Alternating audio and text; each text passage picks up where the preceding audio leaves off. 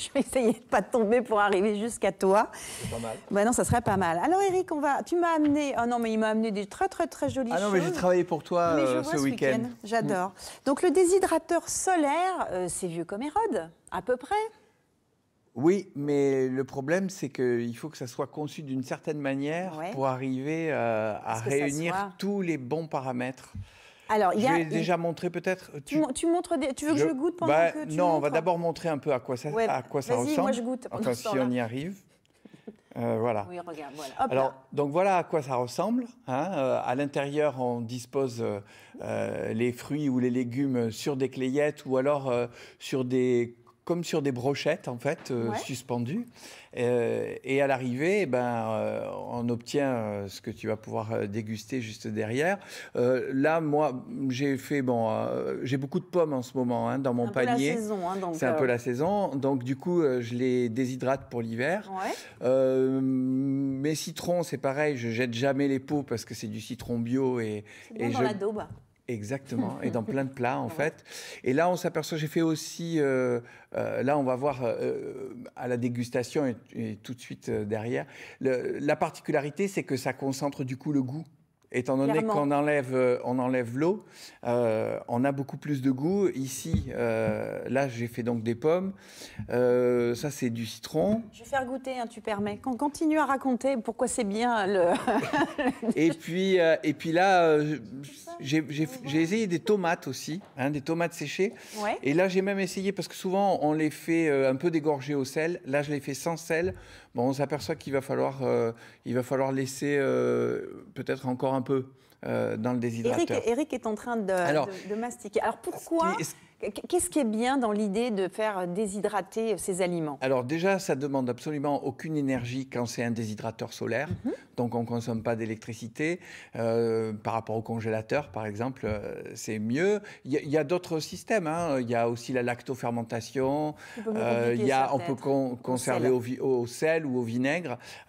Mais là, ce qui est intéressant, c'est que ça a été déshydraté à basse température. Donc le kit séchoir solaire, il a été conçu pour ne pas dépasser 40 degrés. Et puis, les aliments sont déshydratés à l'abri de la lumière. Et ça permet de garder tout ce qu'il y a de bon dans l'aliment. Exactement. Les vitamines. On va peut-être écouter tout de suite Henri Boone, qui est le concepteur. En fait, il est parti d'une demande de sa femme qui en avait besoin. Qui travaillait avec des herbes aromatiques et elle voulait conserver la saveur et dans de bonnes conditions. On écoute Henri Boone. C'est parti. Ça fait pas de bruit, ça bouffe pas de courant, ça coûte plus rien. Et on conserve toute nourriture, hors EDF. Pas de frigo, pas de congélateur. Il n'y a rien qui bouge, il n'y a rien qui se use. Tout est des produits écologiques, la peinture à base d'eau. Le bois ne contient pas de toxines ni de formaldéhyde. Le col, c'est de la colle à bois banale. Et tout est français, entre parenthèses. On consomme beaucoup trop.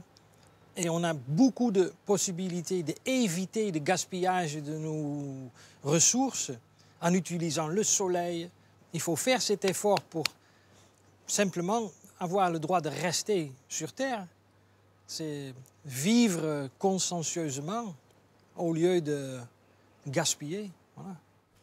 Alors, si vous avez l'impression qu'il a à peu près le même accent que Dave, c'est normal parce que Henri Boone est hollandais d'origine et il a fallu que ce soit un Hollandais qui vienne s'installer à Château-Renard pour nous expliquer comment utiliser le soleil de Provence pour déshydrater les aliments, donc à basse température.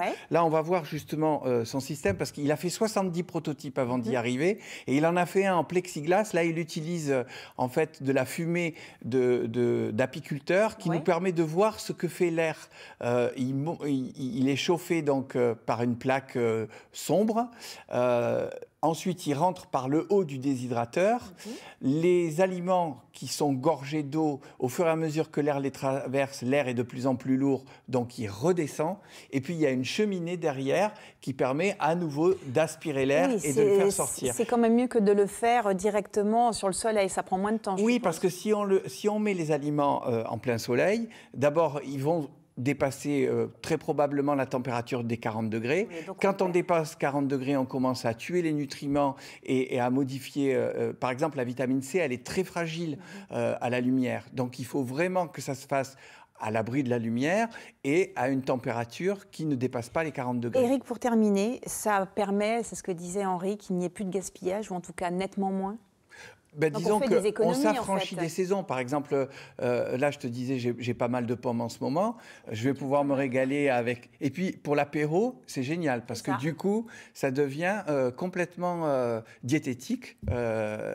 Et voilà. Voilà. Donc, c'est parfait. Exactement. Super. Merci, Éric. On va faire un petit... Excusez-moi, du coup, j'ai goûté. C'est pas mal, non? Moi, je trouve ça très bon. Et ça concentre vraiment les goûts. Je suis d'accord. Je suis assez fan de la tomate. Et puis, il y a des trucs, par exemple, les betteraves. Oui. Eh ben, les betteraves en chips, ça a un succès pour les gamins qui n'aiment pas... moins cher de le faire soi-même.